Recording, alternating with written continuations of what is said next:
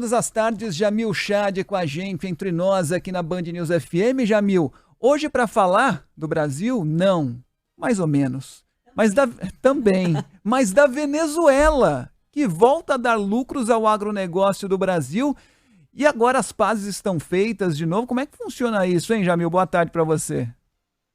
Fábio, Adriana, boa tarde a todos. Boa Que tarde. curioso, né? Quando o dinheiro volta vamos dizer assim, a irrigar a amizade, ela brota de novo. Vamos só entender, por 8 anos a Venezuela viveu a sua pior crise econômica em décadas, provavelmente no século.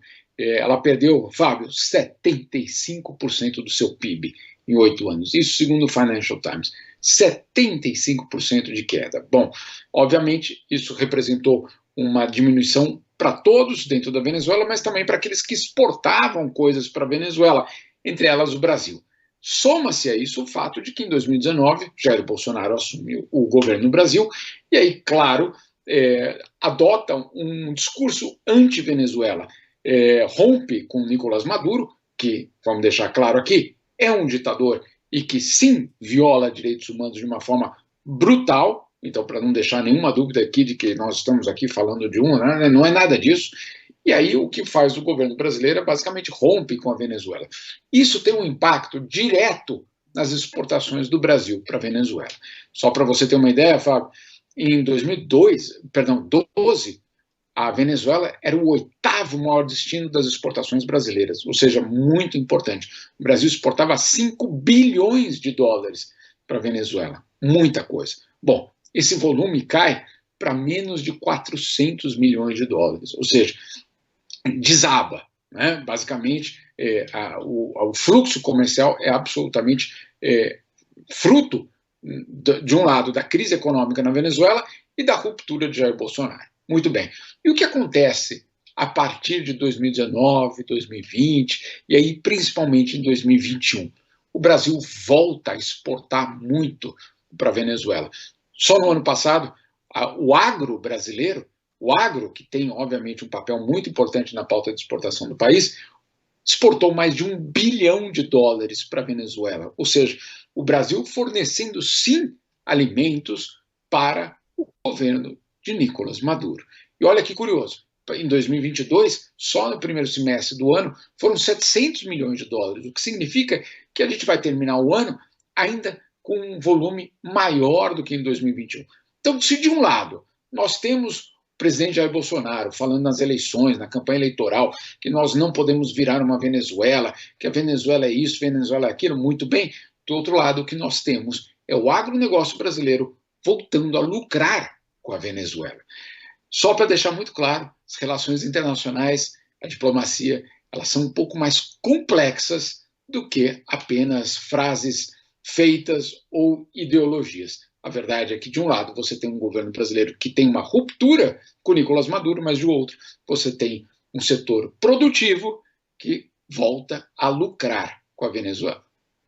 Então, Jamil, na verdade, a importância de revelar essa contradição, os dois lados dessa moeda, é que, na verdade, é importante que o eleitor saiba, que os brasileiros saibam que, quando o uso político dessas frases de efeito anti-Venezuela, quando tiver um uso político, na verdade, elas não mostram a total realidade. Ainda que tenha uma política diplomática criticada, sobretudo no começo do governo Bolsonaro, foi bastante criticada a diplomacia brasileira. Esse uso das frases de efeito que você se referiu é só um lado da moeda, tem um outro lado que é a retomada de relações comerciais, como deve ser, né? Porque, na verdade, ainda que você tenha oposição a uma política, a um governo, as violações que a gente sabe que acontecem, a censura que a gente sabe que acontece na Venezuela, ainda que como Brasil, como país, você tem uma restrição a isso, diplomaticamente não é assim, com frases de efeito e acusações, jogando para os holofotes, digamos assim, que se dá uma relação diplomática, né? Não é nesses termos que ela acontece. E os negócios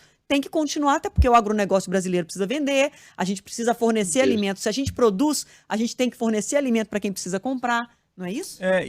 Na verdade, diplomacia e ideologia muitas vezes não andam de mãos dadas. Agora, ideologia e relação comercial, essas sim não precisam de jeito nenhum andar de mãos dadas, É né? discurso, Ah, negócios à parte, né? exatamente. É aquela velha máxima, uma coisa é uma coisa, outra coisa é outra Claro, coisa. é assim. Né? E aí é exatamente isso. Se a gente vai ideologizar o comércio, vai ficar muito complicado, porque tá bem criticar uma ditadura. É verdade. E é verdade, a gente precisa defender os direitos humanos, sem dúvida nenhuma. Mas tá bom. Então, se a gente vai escolher essa opção, o que a gente não pode é dizer, então, que Nicolás Maduro é um ditador e que o rei ou o príncipe herdeiro da Arábia Saudita é nosso amigo.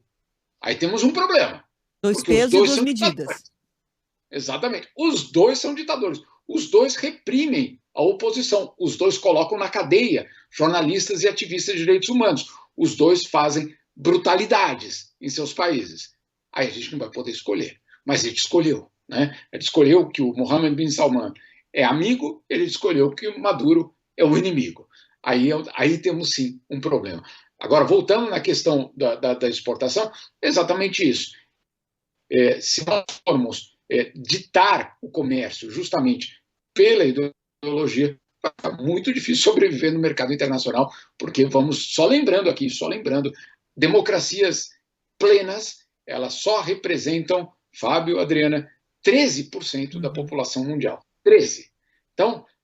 Então, se a gente vai optar por falar com outros, a gente vai ter que escolher. Ou a gente adota uma postura de valores, o que estaria correto e não poderia ser criticado, muito bem, mas daí teria que ser coerente, o que não é.